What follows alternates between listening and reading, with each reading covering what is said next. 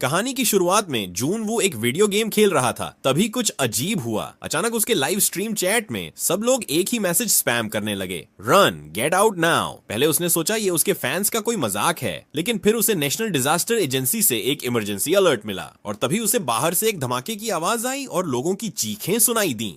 Confuse होकर जून वो balcony पर गया। वो देखकर शॉक्ड रह गया। बाहर की दुनिया पूरी तरह से कैओस में थी। लोग बिल्डिंग्स से बाहर भाग रहे थे, सभी पैनिक में थे। एक फायर ट्रक कंट्रोल से बाहर होकर क्रैश हो गया और उसने देखा एक आदमी दूसरे आदमी को काट रहा था। उसे समझ ही नहीं आया क्या हो रहा है। तभी एक औरत अपनी बेटी को बचाने के लिए एक किचन नाइफ लेकर भागी, लेकिन जैसे ही वो अपनी बेटी के पास पहुंची, उसकी खुद की बेटी उस पर झपट पड़ी और उसे जानवर की तरह काटने लगी। जून वो ये सब देखकर डर के मारे कांपने लगा। उसे समझ नहीं आ रहा था अब क्या करे, और तभी जोर से उसके दरवाजे पर दस्तक हुई। उसने पीपोल से देखा तो सब कुछ नॉर्मल लग रहा था। क्यूरियस होकर उसने दरवाजे का हैंडल पकड़ा, लेकिन जैसे ही उसने दरवाजा खोला एक आदमी अंदर घुस आया। जून वो डर के पीछे हट गया। वो आदमी उसका पड़ोसी सांगचुल था। दोनों की आपस में ज्यादा बनती नहीं थी। जून वो उससे वहां से जाने को कहता है, लेकिन सांगचुल उसे विनती करता है, प्लीज मुझे सिर्फ तुम्हारा बाथरूम यूज करना है, बस उसके बाद चला जाऊंगा। जून वो ने मजबूरी में हाँ कर दी और टीवी ऑन कर दिया। तभी उसे आखिरकार सच का पता चला। एक मिस्टीरियस वायरस शहर में फैल रहा था। जो लोग संक्रमित हो जाते वो ज़ॉम्बी जैसे मॉन्स्टर्स बन जाते थे, और अगर किसी को काटा जाए तो वो भी संक्रमित हो जाता। जून वो पैनिक में आ गया। उसे याद आया कि सांग चुल के कपड़ों पर खून था।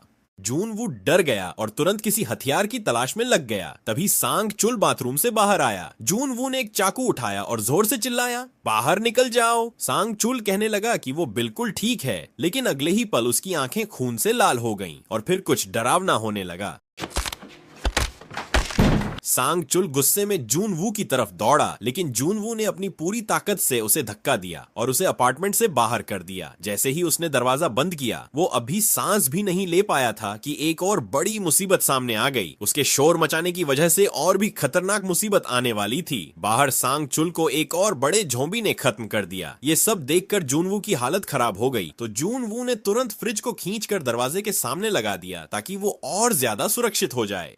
उसने तुरंत अपने माँ बाप को कॉल किया ये जानने के लिए कि वो ठीक हैं या नहीं, लेकिन किसी ने फोन नहीं उठाया। थोड़ी देर बाद उसकी माँ का मैसेज आया, हम अभी के लिए सेफ हैं, तुम घर के अंदर ही रहो और रेस्क्यू का इंतजार करो। रात होने पर जून वू ने अपने पास बची हुई थोड़ी सी खाने की चीजें चेक की।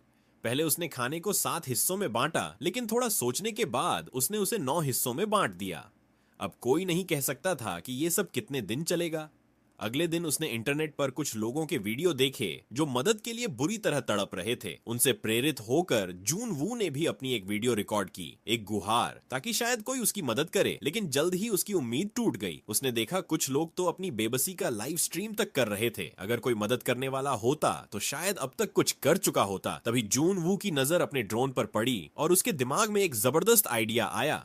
जून वू ने अपना फोन ड्रोन के साथ बांध दिया और उसे बाहर भेज दिया ताकि वो देख सके कि बाहर क्या हो रहा है। लेकिन जो उसने ड्रोन के कैमरे में देखा वो सच में बेहद भयानक था। पूरा मोहल्ला अब एक ज़ॉम्बी का खेल का मैदान बन चुका था। एक भी जिंदा इंसान नजर नहीं आ रहा था। उम्मीद टूट चुकी थी। जून वू ने सोचा कि ध्यान भटकाने के लिए वीडियो गेम ही खेल लेता है, लेकिन जैसे ही उसने गेम शुरू किया तुरंत सर्वर से डिस्कनेक्ट हो गया। आगे बढ़ने से पहले दोस्तों आपसे एक छोटी सी गुजारिश है, कृपया चैनल को सब्सक्राइब जरूर करें, क्योंकि हमें जल्द से जल्द 1000 सब्सक्राइबर पूरे करने हैं। आपका एक सब्सक्राइब हमारे लिए बहुत मायने रखता है।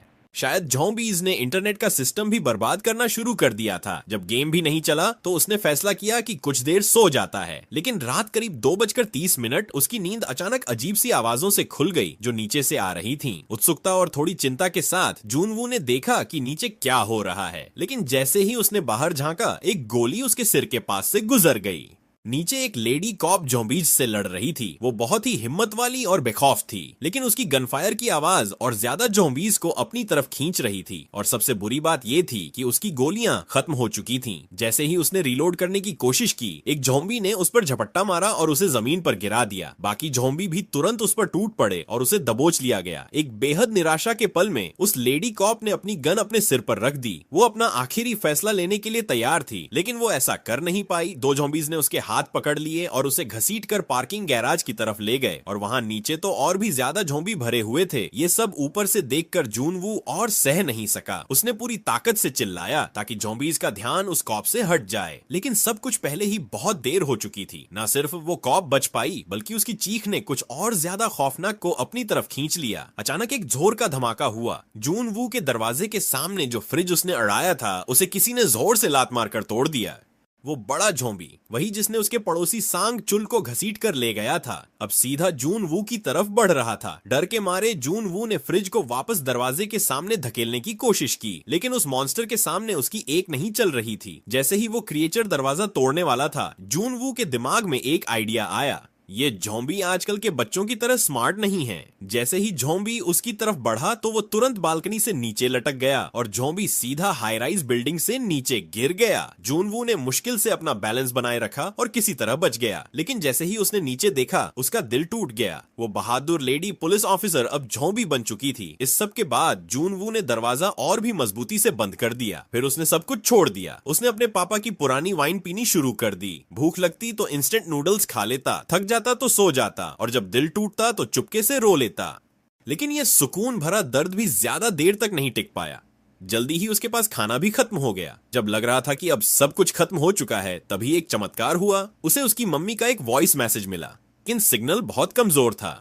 चाहे जितनी कोशिश कर ले, मैसेज प्ले नहीं हो रहा था। इसलिए उसने एक बड़ा जोखिम उठाया। वो खिड़की के बाहर चढ़ गया ताकि बेहतर सिग्नल मिल सके। आखिरकार सिग्नल मिल गया, लेकिन जो उसने सुना उसने उसका दिल टुकड़े टुकड़े कर दिया। उसके मम्मी पापा ज़ॉम्बीज़ के हाथों अटैक हो रहे थे। सिर्फ उनकी चीखें सुनाई दी। जून वो पूरी तरह से टूट चुका था। माँ बाप की मौत का गम उसके भीतर एक साथ फट पड़ा। अब उसका जीने का भी मन नहीं था, लेकिन चुपचाप हार मान लेने के बजाय उसने सोचा कि अब सब कुछ बाहर निकालना पड़ेगा। उसने फ्रंट डोर खोला और पहले ज़ॉम्बी पर अपना बैट लेकर टूट पड़ा। जानबूझकर जोर जोर से आवाज की ताकि और ज़ॉम्बीज़ आकर्षित हो जाएं। जब कोई जवाब नहीं आया तो जूनवू ने हिम्मत जुटाकर बाहर कदम रखा, लेकिन जैसे ही उसने पहला कदम रखा, एक बहुत बड़ी ज़ॉम्बी की लहर उसकी तरफ दौड़ती हुई आई। वह हमला करने के लिए तैयार तो था, लेकिन अंदर से बहुत डरा हुआ था। वह पागलों की तरह दौड़ पड़ा, लेकिन सामने का रास्ता भी ज़ॉम्बियों से भरा हुआ था। जल्दी से उसने लिफ्ट का बटन दबाया, लेकिन अगले ही पल एक और बड़ा ज़ॉम्बी झुंड उसकी ओर बढ़ने लगा। जूनवू तुरंत एक कचरे के डिब्बे के पीछे छिप गया और बड़ी मुश्किल से बच पाया। जब ज़ॉम्बी थोड़े दूर चले गए तो वह तेजी से वापस अपने घर की तरफ भागा, लेकिन तभी उसने अपने पीछे कोई आवाज सुनी। किस्मत से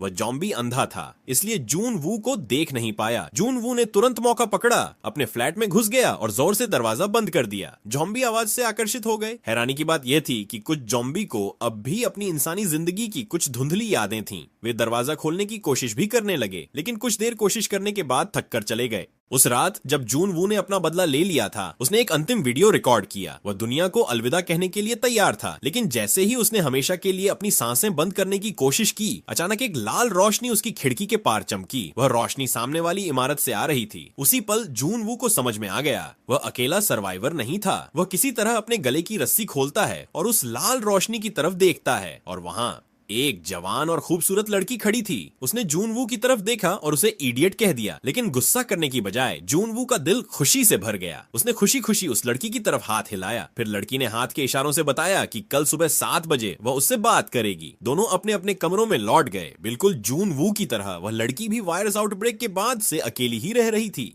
लेकिन किम सर्वाइवल में जूनवू से काफी ज्यादा समझदार थी। उसने अपना खाना सख्ती से राशन किया था और अपने अपार्टमेंट के अंदर कई ट्रैप्स भी लगा रखे थे, ताकि अगर कोई ज़ॉम्बी अंदर घुस आए तो उसका काम तमाम हो जाए। अगली सुबह दोनों ने अपने नाम एक दूसरे को बताए। लड़की का नाम था किम। तब तक जूनवू पूरे दिन बिना कुछ खाए रह चुका था। उसका पेट दर्द से भर गया था। किम ने उसकी हालत देखी और तय किया कि उसे कुछ खाने को भेजना चाहिए। उसका प्लान था कि एक बेसबॉल से एक रस्सी बांधकर उसे सामने की बिल्डिंग में फेंके, ताकि दोनों बिल्डिंग्स को आपस में जोड़ा जा सके। लेकिन किम ने दूरी का अंदाजा थोड़ा गलत लगा लिया। खुशकिस्मती से जूनवू ने तुरंत समझ लिया कि वह क्या करने की कोशिश कर रही है। उसने अपना ड्रोन इस्तेमाल किया और रस्सी को उड़ाकर किम तक पहुंचा दिया। प्लान काम कर गया और कुछ ही देर में जूनवू को किम का फूड पैकेज मिल गया।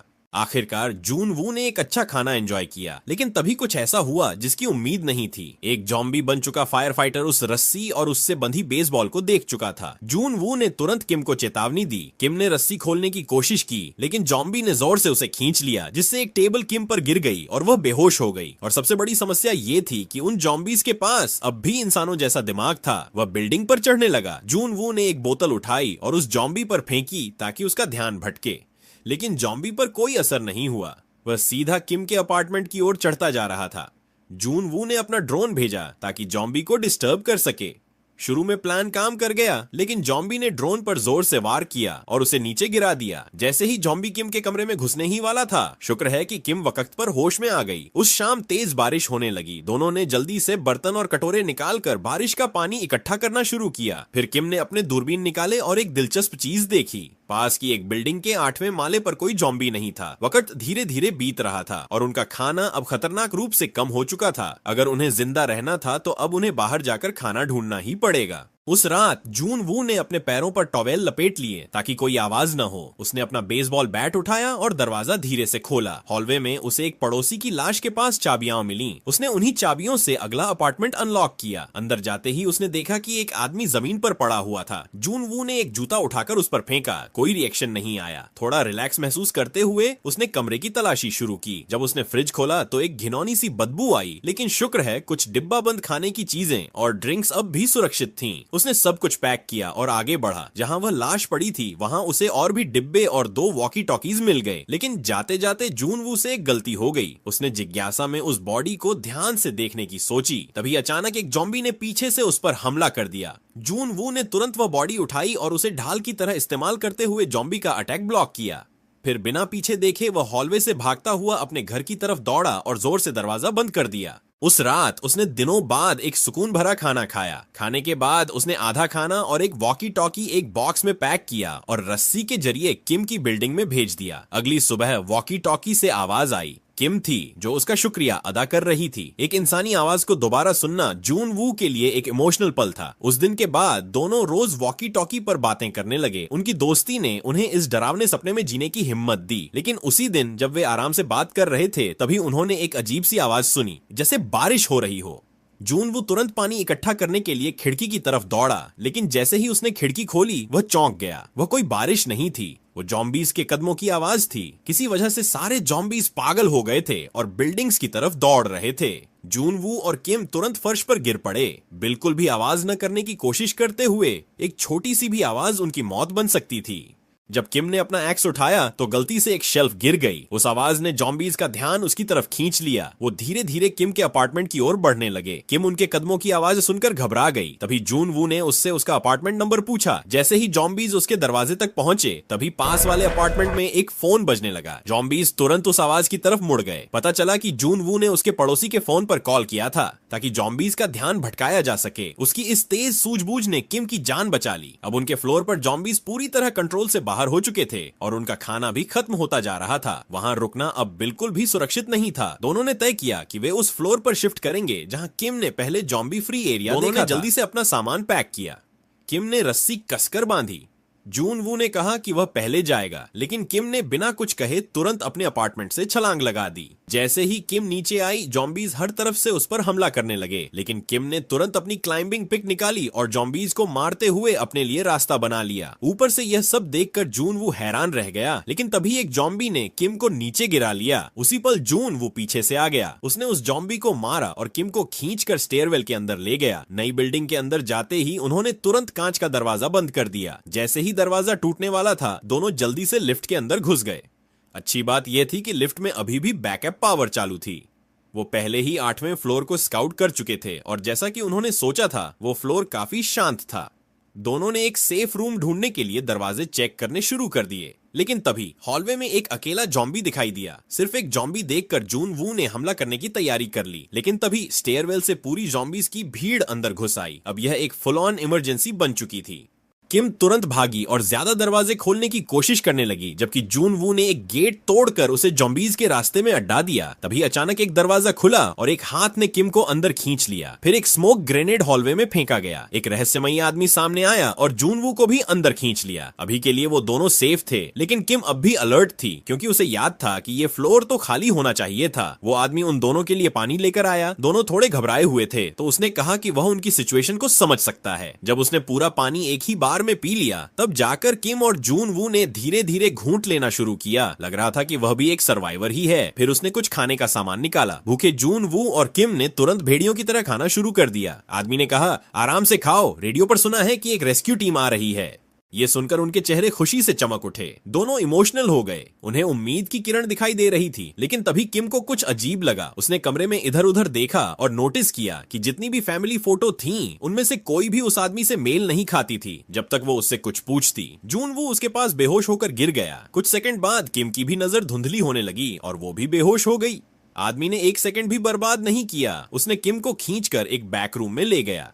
किम की आंख खुली तो उसने देखा कि एक फीमेल जॉम्बी उसके सामने बंधी हुई थी। वो बहुत ज्यादा डर गई। वो जॉम्बी उस आदमी की बीवी थी। वो उससे बहुत प्यार करता था और जब वो जॉम्बी बन गई तब भी उसने उसे छोड़ने से इनकार कर दिया। वो उसे भूखा नहीं देख सकता था, इसलिए वो दूसरे सर्वाइवर्स को अगवा करता था ताकि उन्हें अपनी बीवी को खिला सके। जो फैमिली पहले वहां रहती थी, वो सब उसकी जॉम्बी बीवी का खाना बन चुकी थी। कमरे के बाहर वो आदमी धीरे धीरे उस रस्सी को ढीला कर रहा था जिससे उसकी बीवी को बांधा गया था। किम ने डर के मारे जोर से चीख मारी और उससे दूर जाने लगी। तभी अचानक जून वू की आंख खुल गई। पैनिक में उसने तुरंत उस आदमी पर बंदूक तान दी, लेकिन आदमी ने उसकी आंखों में आंखें डालकर शांति से रस्सी छोड़ दी। जून वू फौरन आगे कूदा रस्सी पकड़ने के लिए, लेकिन जॉम्बी की ताकत ज्यादा थी। रस्सी उसके हाथों से फिसल गई। जून वू भागकर दरवाजे तक गया, लेकिन पता चला वो लॉक थी। अगले ही पल एक भयानक चीख कमरे से सुनाई दी और फिर सन्नाटा छा गया। क्या जॉम्बी ने अपना खाना पूरा कर लिया था? आदमी ने धीरे से दरवाजा खोला, लेकिन जॉम्बी तुरंत उस पर झपटी और उसके गले में काट लिया। पर सच ये था, किम ने जॉम्बी के सिर पर एक तकिया डाल दिया था, जिसकी वजह से वो बच गई थी। आदमी अपनी जॉम्बी वाइफ को अब भी प्यार से संभालने की कोशिश कर रहा था। ये देखकर किम और नहीं सह पाई। उसने ट्रिगर दबा दिया और दोनों को मुक्ति दे दी, लेकिन उस गोली की आवाज ने पूरी बिल्डिंग में जॉम्बीज को आकर्षित कर लिया। अब उनका बचना नामुमकिन लग रहा था। किम और जून वू ने एक दूसरे की तरफ देखा, एक कड़वा सा मुस्कान एक्सचेंज किया और अपनी गन्स उठाई, तैयार सब खत्म कर देने के लिए।